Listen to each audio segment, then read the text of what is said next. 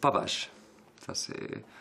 Je pense que ça, c'est vraiment un concept qui a parcouru en fait tous mes intérêts depuis que j'ai fait des maths, que j'étudiais donc les mathématiques en Italie, à l'université de Pavie, et je suis arrivé en France pour poursuivre cette idée du pavage. Ah, le mot que j'utilise le plus.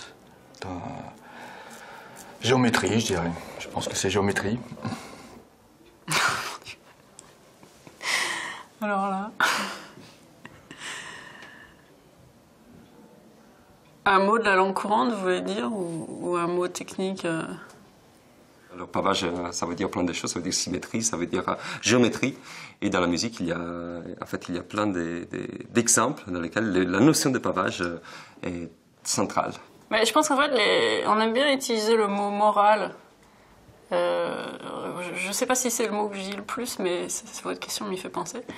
On aime bien, les mathématiciens, utiliser l'expression moralement c'est ça qu'il faut faire, ou moralement ça doit être vrai, qui est une espèce de façon de résumer un peu l'idée que quelque chose nous est donné intuitivement, qui doit obéir aux règles de la logique mathématique, en fait. Le mot que j'utilise le plus dans mon activité de recherche est le mot courbure, parce que je suis un géomètre et la notion de courbure est absolument centrale dans la géométrie moderne. En fait, c'est un concept qui a mis du temps à naître. Il est né autour de Gauss, donc à la fin du XVIIIe siècle, et la notion d'espace intrinsèquement courbé est un de mes objets de préoccupation. Le mot que j'utilise le plus dans mes recherches, c'est peut-être estimateur. Imagination.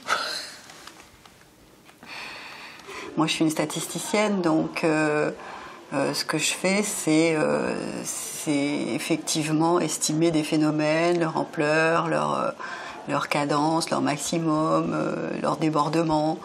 Effectivement, ce que je vais employer le plus, certainement, c'est ce mot-là, c'est estimer.